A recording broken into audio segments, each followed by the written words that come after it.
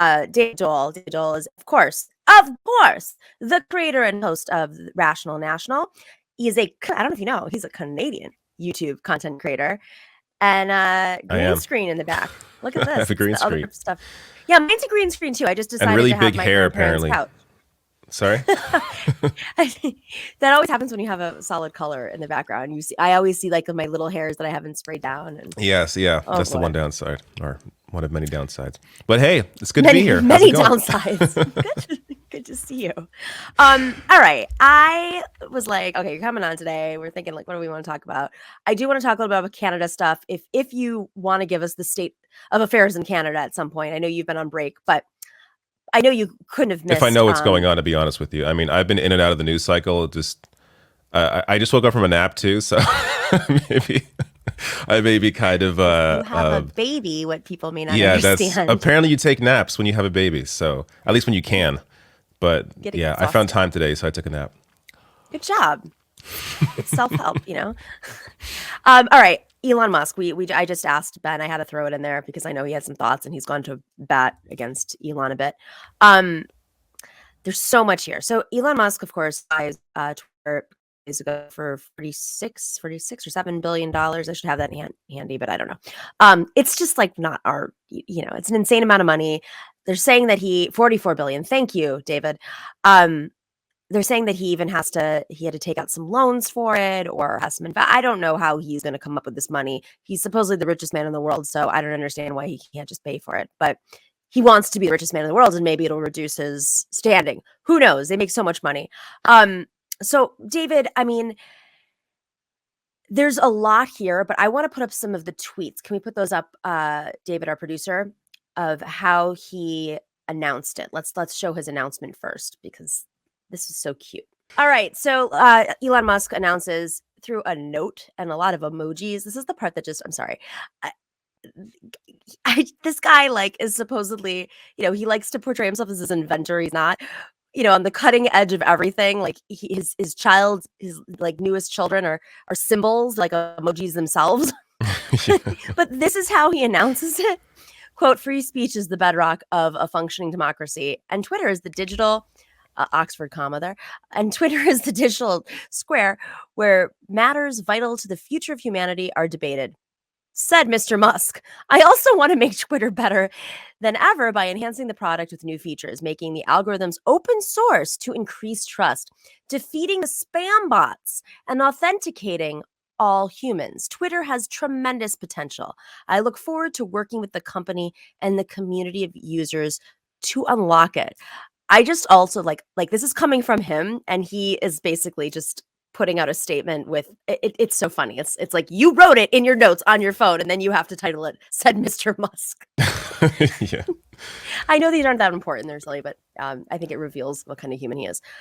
David, are you ready for the potential to be unlocked on Twitter? I'm looking forward to being unlocked. Look, some of the stuff he promises there, if he's somebody who's trustworthy and is not hypocritical and is going to follow through in a realistic and objective and all-encompassing way, like getting rid of the spam bots, if he can actually do that, that's going to hurt the right more than the left. Like, I'm not sure if he realizes that, but there is a shit ton, if I could say that, a lot of spam bots on Twitter. If he can get rid of that, awesome. Open source, showing the open source code, sure. I have no issue with showing the algorithm. That all fine to me. The issue is he pretends to be for free speech, but this is a guy, I read through there's a piece in Mediaite that goes over like just how soft Elon Musk is. So let me go through some of this because it is crazy. I had to write some of this down because it's long. But so I highlighted this as well on Twitter. He personally canceled a Tesla order of somebody who criticized one of his launch events. That's one example. That's a light example compared to some of these other ones. In 2019, a Tesla employee, Richard Ortiz, was fired after trying to unionize the company. The NLRB ruled the firing illegal. So he's not all for free speech about unions within his companies. In 2018, Elon Musk discovered one of his assembly line workers, Martin Tripp, leaked damaging information about Tesla to the press. Tesla sued this guy for $167 million. And at the same time, its security department gave a tip to police that Tripp was apparently planning a mass shooting at the factory, which was a complete lie. Whoa. So when the police found him, this guy was unarmed. He was in tears. He was scared of Elon Musk over what was going on. Another example, in 2018, Elon Musk called the boss of Lawrence Fossey. Lawrence Fossey was working as a portfolio manager in Manhattan at the time. And beginning in 2015, Mossy had written dozens of articles critical of Tesla on the crowdfunding site Seeking Alpha, so about finance.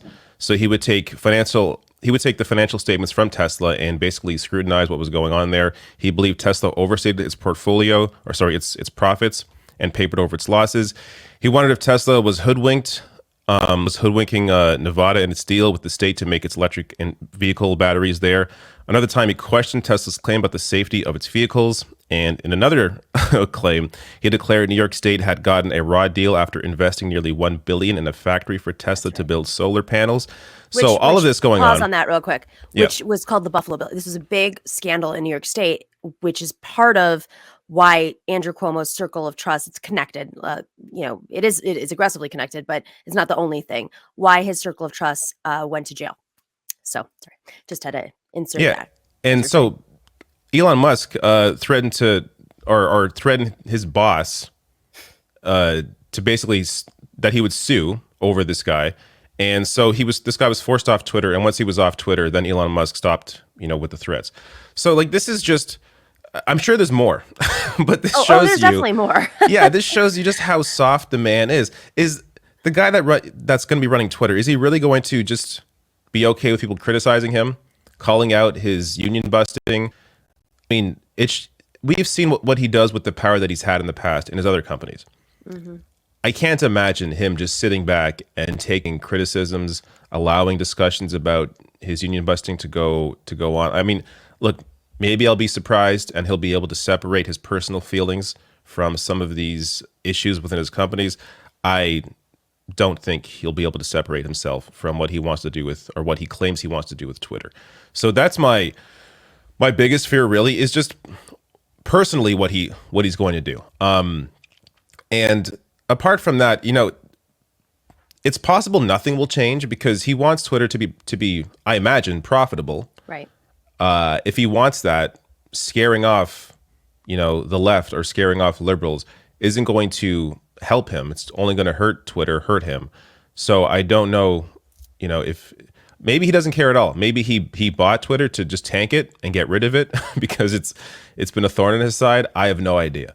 But it's really bizarre that with the kind of wealth and power he has, that this was his goal, to buy Twitter as opposed to doing anything else with the money. Wasn't he apparently in some kind of I think he requested a discussion around how his billions could help to solve poverty, and Yes. there were like presentations about that. WHO, yeah. And he didn't do anything with that. Like They were like, yeah, here. But I think he's this delusional. He's clearly conservative, but he's a delusional, like libertarian, but really conservative, which is really taking over the Republican Party. Type who didn't believe that you could just throw money at world hunger, and then the WHO presented this. He said, well, this is how you do it, and he's like, oh, okay, I'm gonna go buy Twitter instead. But yeah, and it was less money to do that as well. Like he could have helped world hunger with less money. Exactly. Well, I do think it's interesting because he tweeted something out about Donald Trump's new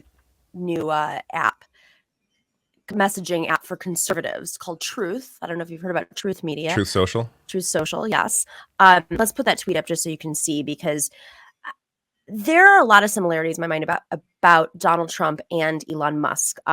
Truth Social is the number one, is currently beating Twitter and TikTok on the Apple Store. Truth Social is number one. Then two is Twitter. Then Live Pick widget, whatever that is. Be Real, Your Friends for Real. And then number five is TikTok. Now, there's a lot of reasons for that. People already have Twitter. They don't, you're never going to be number one at all times. It's not about who's using it. It's who's signing up for it. So yeah, if Truth came out this week or last, whatever it came out, and Donald Trump got his supporters, there is a ceiling there, right? Yeah. There is a ceiling on that. Twitter, the fact that Twitter is still number two after all this time, and really not being as well trafficked as other apps are. I think that's actually pretty impressive. So the reason I say this is Elon Musk uses a lot of Trump's strategies. Elon Musk is not an inventor. Elon Musk came from wealth. Elon Musk puts his name and face on things. He's a hype man. In fact, I believe that he became the richest man in the world partly because he has used the power of media and the power of these projects to fund the projects. And he cuts the deals the way Donald Trump does so that he makes a good slice of money. And the truth is Elon Musk does have the money, and Donald Trump, who knows how much money he really had at any time, but he had some money at least. But it's like it's a house of cards. Like I feel like that what we're starting to see about a lot of these oligarchs, as opposed to say the robber barons, who actually were dealing concrete things, material things. They were building trains and railways, exploiting people, but it was material.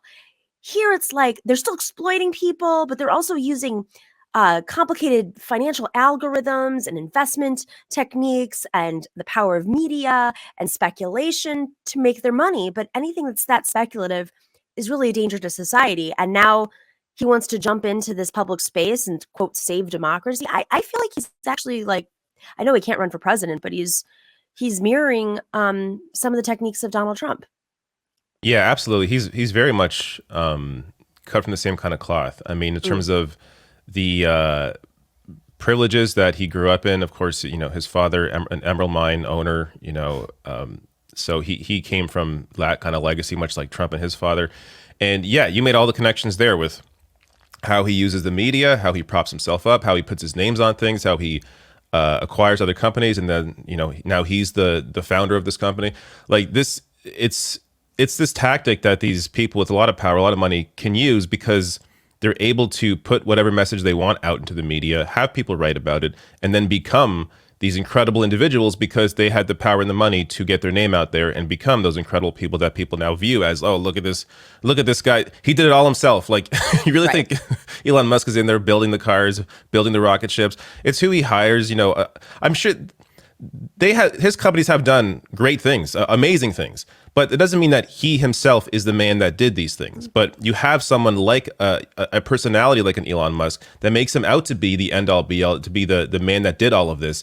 And then it generates this kind of, weird fandom that I have to imagine from what I've seen online, a lot of it has to be fake. I mean, totally. The weird obsession with Elon Musk, or really any billionaire, but Elon Musk in particular, is odd. And you don't see that really with Jeff Bezos. You don't really see that with any other billionaire. I mean, Elon Musk has a weird fandom around him that I don't think other billionaires have cultivated because they either don't care, don't need to, or for whatever reason. But he's done this, and it shows why he cares about Twitter, because he's so obsessed with how he is viewed, how he's perceived. That's right. He plays this like, he acts like he's 30 years old, but the man is what, late 50s. I know he's older, but it's hard to tell how old he actually is because he plays such a young guy. But and that goes to the point with the emojis you pointed out. Like he's a really odd person, and he tries to get into this meme culture and tries to be on the edge of all of this, when in reality he is deeply unfunny. An incredibly embarrassing individual, obviously very weak in terms of how he's felt the need to cancel, a Tesla order because somebody criticized him. But when you have this kind of personality matched with that kind of wealth, the sky's the limit is for their narcissism. And you're seeing it now with this purchase of Twitter. And that said, look, I don't want to jump the gun here and say he's going to destroy Twitter. It's going to be all, I have no idea. I assume he cares about making money. I think he will find a way to help to monetize Twitter further than it already is. So that may help to ruin Twitter. He may bring back, all the thing with free speech. His claim about free speech is so hilarious to me because Twitter, in my opinion, is the most pro free speech social media platform there is out of all the major ones. Mm-hmm. There's porn on Twitter. There's no porn on YouTube or Facebook. The only thing they really moderate is racism, bigotry, Islamophobia, and leftists.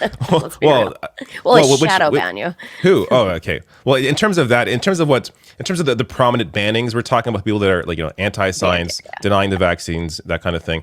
In terms of the left, I've heard and seen things of people being banned that shouldn't have been banned, but it's definitely, in terms of the prominent individuals, it's more on the right because they're the ones that are racist, that are bigots, that are science deniers. Like that's, I think it's fine if you have a major platform or you have a large voice, a large following on Twitter, and you're putting out anti-vax garbage.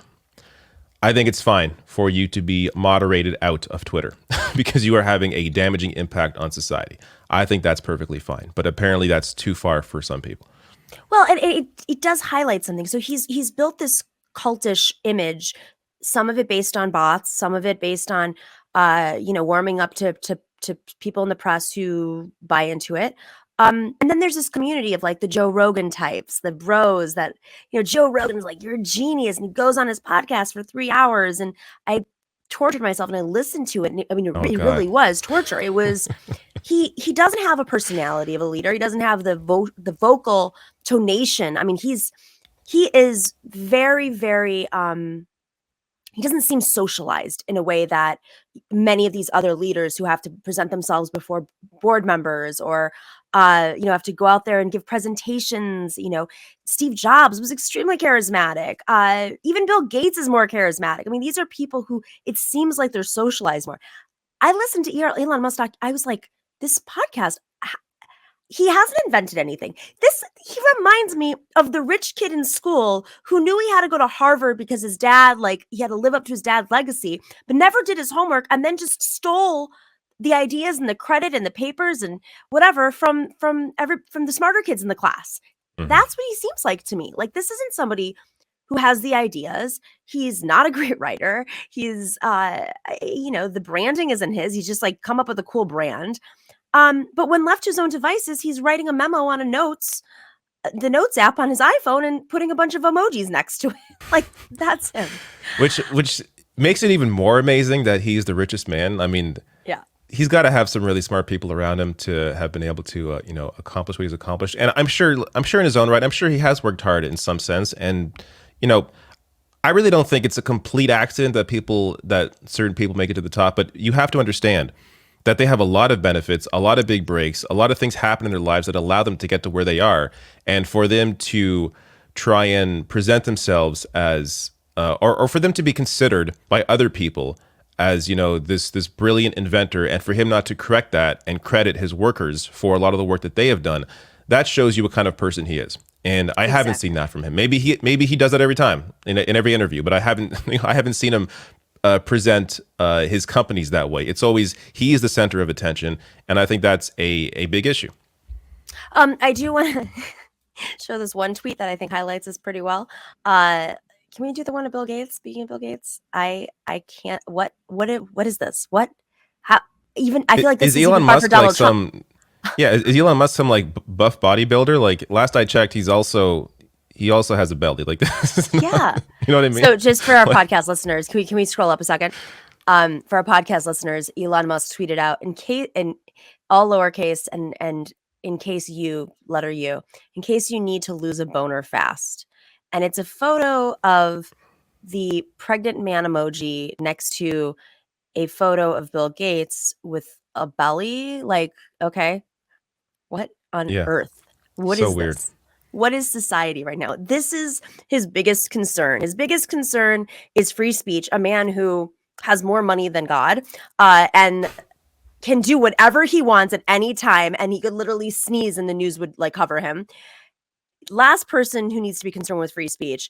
And there's all these other societal issues. And then he chooses to tweet a photo of Bill Gates and his belly.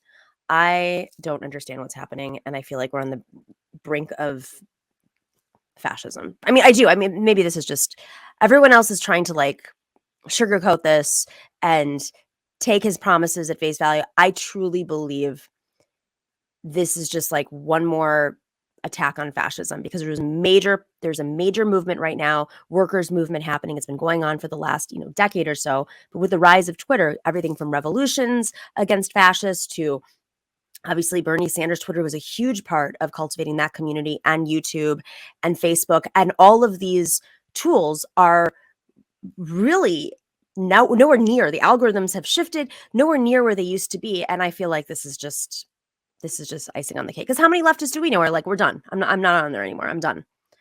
I mean, people are saying it, but are people actually quitting? I don't know. I mean, I don't really go on there as much anymore. Yeah, same here. I mean, even before this, I use it mostly for research purposes. In terms of actually tweeting, I don't tweet nearly as much as I used to, and yeah, it's I don't know, social media in general, it's just exhausting sometimes, and it could be a great resource for sure, and in this kind of work, but in terms of actually moving us towards any kind of progress at this point, I think it's kind of hit its limit. And, it's a lot of this, I do think, the Bernie campaign in 2016 and 2020 helped to plant a lot of the seeds that we're seeing, come to fruition now in terms of various fights for labor rights and unions and that kind of thing. Not to say that, Bernie's the reason that all of this is happening, but I definitely think it helped to add to the conversation and educate people on the importance of organizing and workers having their own voice. And we're seeing that, play out now. So it's hard to know what place Twitter really has going forward. For me, like, I'll post my videos, on Twitter, but the engagement's all on YouTube. So, in terms of the shares of videos on Twitter or my tweets on Twitter, that doesn't mean much compared to what I actually, do in my work and present on YouTube. And that's, they're very different audiences. I even find, sometimes I'll bring up Twitter in, a video, whatever, and I'll see in the comments, people are like, I don't visit Twitter. I don't have a Twitter. So I do feel like sometimes we are disconnected and we think that maybe this is more important than it actually is. And but it's also hard to really know, and gauge any of this in terms of its impact. Well, I just want to remind folks that before there was Twitter, before there was YouTube, you could pamphlet. And that still sparked enough in the old days for folks. How did they do it in the 60s? They had 3 channels. They couldn't get through. Somehow they figured it out. But I guess they I don't know how they did. Gotta be honest with you. I know. I think about that all the time. I'm like, what if it all goes away? Then what? Yeah. I guess we just have to learn how to do things, like use a calculator. David, always a pleasure. Go check out The Rational National, David Doel. Love having you on. We got to do this more often. Yeah, and for sure. Have fun with the kiddo. I hope you get some more nap time. I'll probably go back to a nap right now. So thanks for having me on. Patrons have really been the crux of the show, and we're so grateful to you. So if you are not a patron already, go join us at patreon.com/The Nomiki Show if you want to learn more. And there's also swag.